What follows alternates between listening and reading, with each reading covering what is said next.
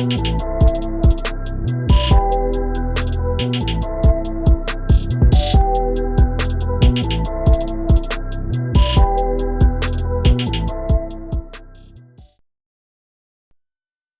what's good? Top of the top, episode 234, Stash House Podcast. Your boy Tyler checking in. First time listeners, thank y'all for tuning in. If you tune in weekly, salute. And then just an episode, saw some topics you may want to hear about. Salute to you as well. Podcasts available on all podcast streaming platforms. Apple Podcasts, Google Podcasts, Spotify, YouTube. Subscribe, leave comments, reviews. Put your people on. All greatly appreciated. Hope everyone had a safe week, safe weekend. Do the same this upcoming week. Holiday season around the corner. Get prepared for that. Stay safe. Be mindful of your surroundings. All that good stuff. And yeah, send a good energy, good blessings, all that great stuff to everybody, man. This week, jumping back to the music world, a lot of new music to talk about, a lot of albums to talk about, so let's get right on into it. First off, Larry June, Cardo, The Night Shift, 17 Records. Features, we got 2 Chainz, Dej Loaf, Schoolboy Q, Alchemist, Blast, Too Short, Peasy, Jordan Ward, Payroll Giovanni, and Aliman. Hope I'm pronouncing that name correctly, Aliman. So first, this is Larry June's second project this year. First, early this year, The Great Escape with Alchemist. This time around, The Night Shift with Cardo. And I love that. That's always been one of my favorite things within the past few years, really a decade now, when artists link up with just one producer, give us projects. We've seen it with Currency and Alchemist, Currency, Harry Fraud, Nas, Hit Boy, Larry June, Cardo. I just love that dynamic, and especially when the chemistry is great, the chemistry is undeniable, no complaints for me. Of course, there's a couple songs on this project I could have dealt without. I don't know what it is with Larry June fans and Dej Loaf, but anytime he announces an album or something with Dej Loaf, when you go on Twitter, they just killing him like, fair. We do not want to hear you and Dej Loaf again. I think out of their collab, it is one I like. I can't remember the name of it, but I could have dealt without that song on this project. But it's a few I could have dealt without, but overall, they giving me what I enjoy hearing from them. They track record speaks for itself. You got the Into the Late Night project they dropped, Cruise USA, the Cardo project, game-related, that came out a couple years ago. And anytime Cardo has a project like with Payroll Giovanni and Larry June has a feature on that, it just goes great together. I mean, it's my lane, not really much for me to complain about. I will say this. I have missed the past few Larry June tours. Next year, I am making it a priority to go to a Larry June concert. I think Larry June and Usher are at the top of my list in terms of people who I know Usher is announcing the tour after the Super Bowl, if I'm not mistaken, and I'm positive Larry June is going to go on tour. He stays on the road, so yeah, I'm making a priority to check out Larry June in concert. But back to this Night Shift project, it gave me exactly what I wanted. It gave me exactly what I wanted, no ifs, ands, or buts about it. Like I said, outside of a few songs I probably could have dealt without. My favorite songs on this project, Chops on the Blade, Ocean Cuisine featuring 2 Chainz. By the way, this weekend, Collard Grove 2, 2 Chainz, Wayne collab. The first Collard Grove in 2016, highly slept on in my opinion. 2 Chainz been on the great feature run. Wayne is back doing Wayne things. If you haven't already, please, if any song or any feature by Wayne this year you need to listen to, the track with Benny that came out a couple weeks ago called Big Dog over Alchemist beat. And Wayne is sounding like the Wayne I want him to sound like whenever he decides to drop his next solo album.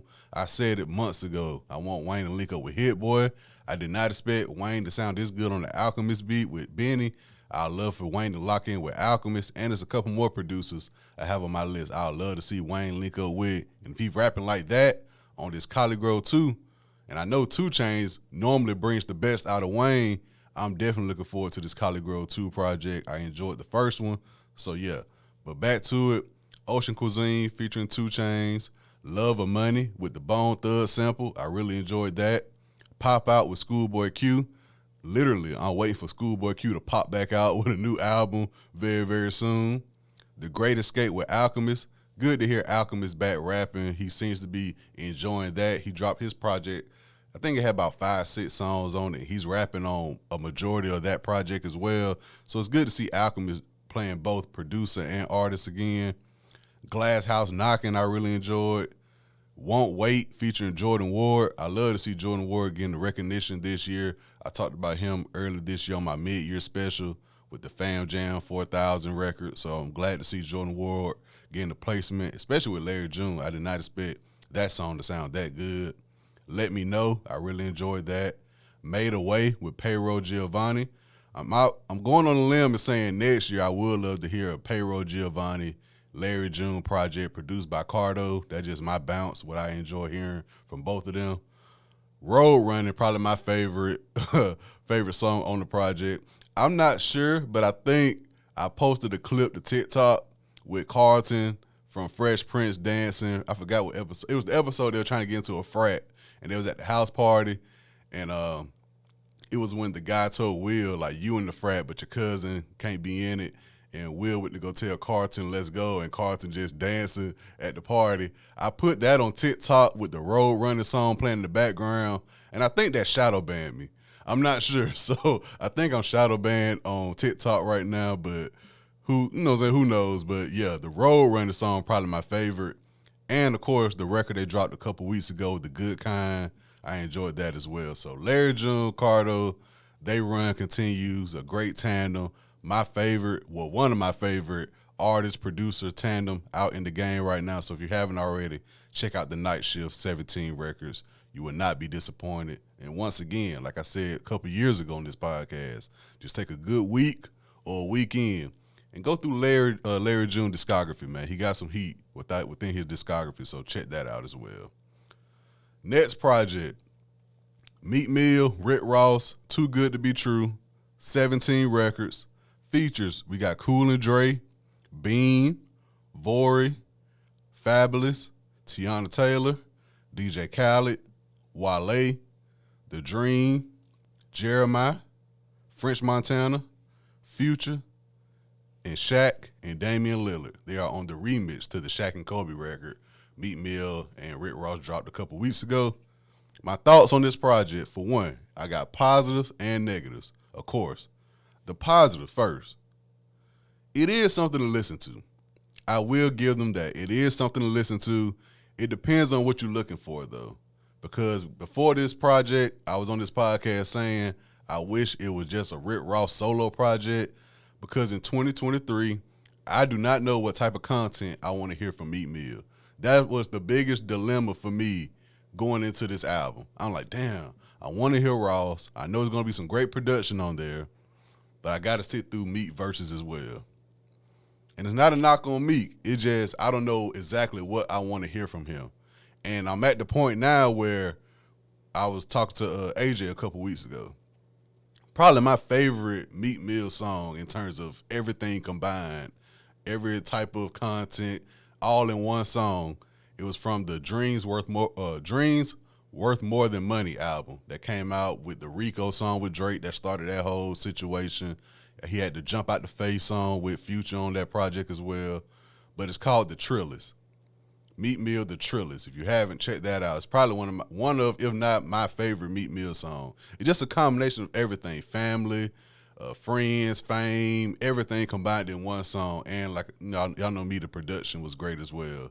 So I'm in between with that song mixed with the women-friendly songs, The Dangerous with PNB Rock and Jeremiah, the Whatever You Want with Chris Brown and Ty Dolla $ign. Just give me a mixture of that and I'll be cool. But listening to this project, hearing just Meek, it's very nostalgic of 2012, 2013 MMG. And I said that before this album dropped. I said, I feel like it's going to be like MMG Glory Days type records. And that would it sound like, honestly. Honestly, the Future feature on this project sound like old Future. I wonder how many of these songs are new and how many of these songs just been in the library for years and they just decided to put them out. It's very nostalgic of that era, and I hate to make us sound old saying that 2012 and 2013 MMG is nostalgic, but that was damn near 10 years ago. It was 10 years ago, actually. So it is what it is. But it all depends what you're looking for with this album. If you enjoy Meek Mill, if you enjoy Rick Ross, you'll love this project probably. But for me, somebody who wants, like I said, I'm not sure what I want from Meek. music-wise. I don't want too mature Meek music.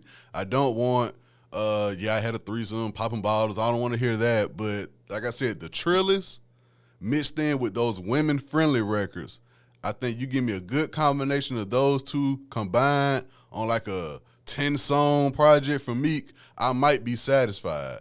But I mainly listen to this project for Rick Ross. I do think Rick Ross took lead in this album in terms of production. And then the biggest negative I got goes back to Meek Mill. Anytime Meek was rapping, I was just like, okay, I'm waiting for Ross verse. Then you get the Ross verse and be like, man, I could have dealt without Meek Mill verse. That's the issue for me. So Meek Mill was the biggest issue for me on this project, me personally. If you enjoy Meek music, you probably enjoyed this project. And I enjoyed it. It's something to listen to, like I said. It's not bad. It's something to listen to. It gets you to point A to point B. I will say that. It's not bad. A few skips on there, but it's not bad. So I will say that. Favorite songs, Go to Hell, Dead Last featuring Vori and Fab. That's the type of content I like to hear with Meek. I like to hear that. Fine Lines, Wale and The Dream. People thought this was going to be an MLG reunion, but it was just Ross, Wale, and The Dream. Gold Medals featuring Jeremiah, I enjoyed. Iconic, and In Love with the Money featuring Future. So overall, I think they accomplished what they wanted to accomplish. But in terms of Meek, man, I gotta see where Meek goes from here, because a lot of people have been wanting this Rick Ross Meek Mill collab for a while now. We finally got it. It did what I thought it would do. It was very nostalgic of that My Chick Bad looking like a bag of money, that era, Self-Made 1, Self-Made 2 era. So that was like a great trip down memory lane, sort of, kind of. But overall, I don't know. In 2023, going into 2024, I do not know what type of content I want to hear from Meek in terms of music. I really don't know. So it is what it is. If you haven't already, check it out. Rick Ross, Meek Mill, Too Good to Be True. And finally, in terms of projects I was checking out over the weekend, Chris Brown, 1111 project, 22 records, features. We got DeVito, Lil J, Future, Maida, Friday, and Byron Messia. Thoughts on this project is Chris Brown. Different vibes throughout the album. It's not 40 songs plus, so that's a major bonus for me in terms of Chris Brown, because Chris Brown just wake up and give you a 45-song album. I'm like, man, when you was doing it, it was outrageous, and I'm glad you cut back from it. But even with this project being 22 songs, it feels like damn near 40 songs, because it ain't like no 2-minute song. It's like full, like 3:30, 4-minute songs. So Chris Brown just one of those artists, he could wake up and give you a record, wake up, give you a hit record, a good vibe. So that's the only thing with this project. It's so many different vibes on it. You got to listen from song 1 to song 22. And within that, you're going to find something you enjoy. I said that with the past 4 or 5 Chris Brown albums, I feel like. You got to listen to it to find what you're looking for. But when you find it, you're like, okay, that's still breezy. Breezy can still give you, even the songs that really not your vibe, more the clubby songs or whatever, you still like, okay, wherever they playing this song at, I would like to be in that atmosphere when this song come on. So Chris Brown just one of those artists, man. When you're a great artist like that, not much for me to really complain about. You're satisfying your fan base. And like I said, if you listen to the albums, you know you got to listen to it from start to finish to find the exact vibe you're looking for. Sometimes it'll be 2, 3 of them in a row. Sometimes it'll be scattered out.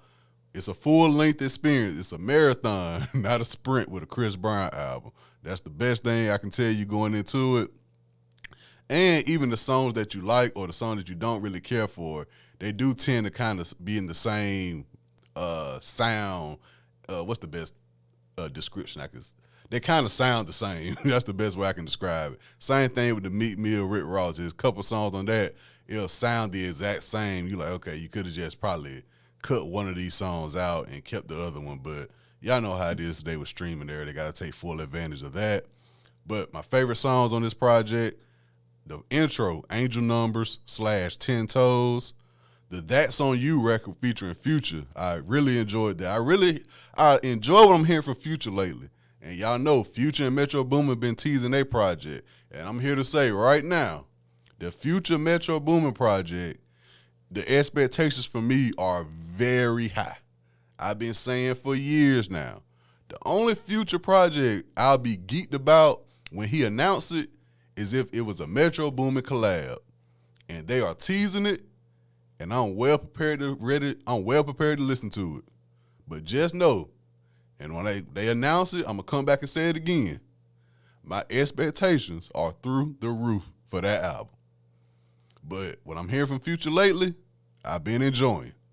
That That's On You record with Chris Brown on this album, it goes into that lane for me. Feel Something, that's my vibe.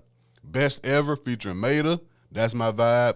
Maida, you will hear me talk about her again at the end of the year list in terms of R&B albums. She has one of those. If you're not up on her, check it out, Maida. Moonlight, Bouncing /G5, Stutter, I really like. Feelings Don't Lie, Closer, and Views. Towards the end of the album, he really got in his bag. He really got in his bag on that last stretch of the album. So shout out to Chris Brown, 1111 album. Check it out if you haven't already. 22 songs. Other new music that dropped. Kodak Black dropped the project. NBA Youngboy dropped the project. And BJ the Chicago Kid as well. I've been hearing great things about that. I may tap into that too today, the BJ the Chicago Kid project. And before I leave y'all today, they announced some Grammy nominations. Not much really stood out outside of these artists I'm about to name. SZA leads the way with 9 nominations. Shout out to SZA. Victoria Monet got a couple Grammy nominations as well. Alice Isley got some Grammy nominations. I'm really glad to hear about Victoria Monet and Alice Isley. Killer Mike for his album Michael and the track with Andre 3000 got some Grammy nominations. And Nas and Hit Boy with King Disease 3, they got some Grammy nominations. So those are the 5 artists: SZA, Victoria Monet, Alice Isley, Killer Mike, and Nas. I was very happy to see get Grammy nominations. So a lot going on in the music world. If I'm missing any music within the past month or so, let me know. Reach out. I don't care if it's mainstream, underground, R&B, soul, reggaeton. It don't matter. Let me know. I'm ready to hear some more good music, great music at that. So this has been episode 234, Stash House Podcast. Make sure you guys go out. Have a great work week, a great school week. Stay safe. Be mindful of your surroundings. Make sure those kids stay warmed up as well. Drink plenty of water. All that great stuff, man. Keep me in your prayers. I'll do the same for y'all. Salute.